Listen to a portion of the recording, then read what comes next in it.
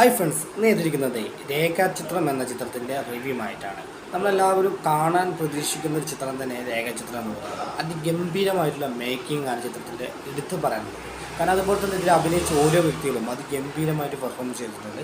ആസിഫ് അലി ആയാലും അതുപോലെ തന്നെ നമ്മളുടെ അനശ്വരരാജനായാലും ഒക്കെ അതിഗംഭീരമായിട്ട് പെർഫോമൻസ് ചെയ്തിട്ടുണ്ട്. അതുപോലെ ജോഫിൻ ടി ചാക്കോയാണ് സംവിധാനം ചെയ്തിട്ടുള്ളത്. സംവിധാനം ചെയ്ത ചിത്രം പറഞ്ഞാൽ അതിഗംഭീരമായിട്ട് തന്നെ ഇതിൽ മേക്കിങ്ങും കാര്യങ്ങളും ഒക്കെ ചെയ്തു വെച്ചിട്ടുണ്ട്. കാരണം നമുക്ക് ഈ പടം തുടങ്ങി കുറച്ച് നേരം കഴിയുമ്പോൾ തന്നെ നമുക്ക് മനസ്സിലാക്കാം പടം എങ്ങോട്ടാണ് പോകുന്നത്.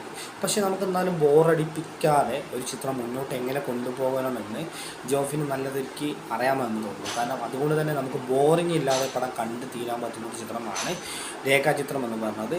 തീർച്ചയായും തിയേറ്ററിൽ തന്നെ പോയി കാണാൻ ശ്രമിക്കുക. അതുപോലെ തന്നെ പഴയ ആളുകളെ കുറേ ആളുകളെ ഇതിൽ റീക്രിയേറ്റ് ചെയ്തിട്ടുണ്ട്. അതൊക്കെ അത് ഗംഭീരമായിട്ട് ചെയ്തിട്ടുണ്ട്. അപ്പോൾ തീർച്ചയായും തിയേറ്ററിൽ തന്നെ പോയി കാണാൻ ശ്രമിക്കുക.